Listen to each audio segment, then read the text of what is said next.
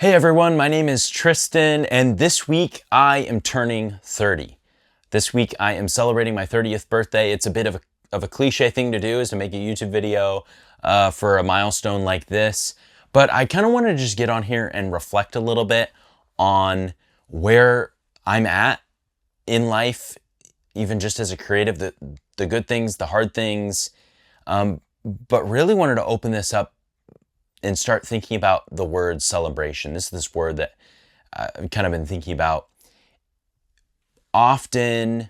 I don't know if you're like this as just a person in general, but often when I hear the word celebration, like, oh, someone is celebrating a birthday or someone is celebrating a milestone in their life, I'm kind of thinking like, okay, like, but did you earn it, right? There's this weird judgment that I place on people. Maybe it's seeing something on social media. Someone is celebrating this event, and I can be sitting there and going, well, have they accomplished the things that I've accomplished?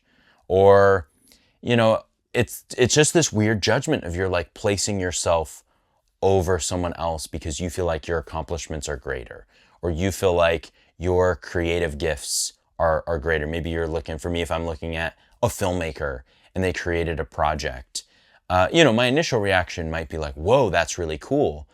But then sometimes especially with this word celebration, if someone is really hyping up their own work, something they did, they're super proud, and rightfully so, they're super proud of a creative thing that they made. It's so easy for me to come in there with judgment and go, should they really be celebrating this like to this degree? Should they really be celebrating this like a whole bunch? And I don't know, I was just thinking about that, like why is that something that I feel like I need to do? Why is there fear around my accomplishments versus someone else's accomplishments? And as I hit 30, I don't know, there's a bit of pressure taken off. I feel like there is a bit of a milestone where you go, yeah, no, like I've been around a little bit. I know a few things. Obviously, to someone older, you are very young. But to someone younger, you can be really old, right? Yeah, so you never arrive in this life.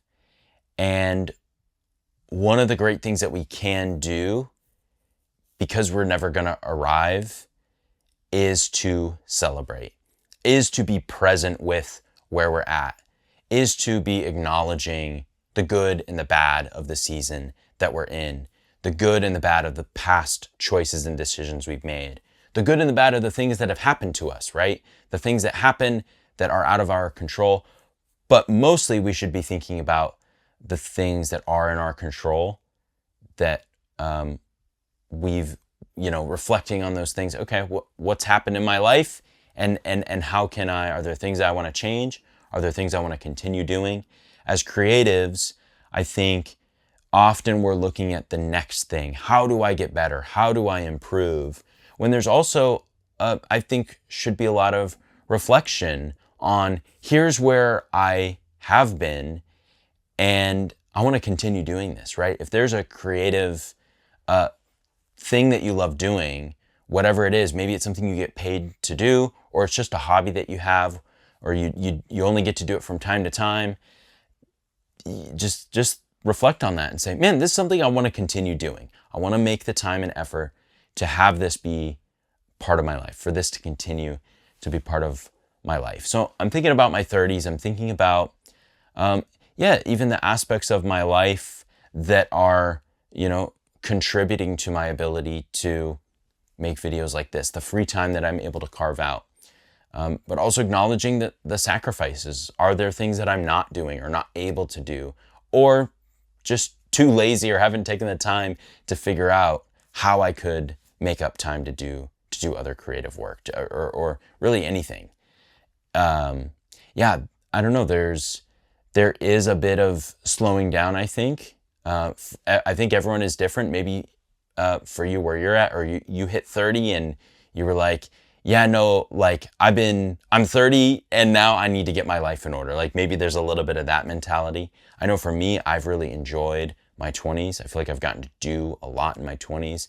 And so I think slowing down is the wrong word, but just different priorities. I think this next decade is just going to look like different priorities for me, for my wife, hopefully having kids in the future, in the very near future.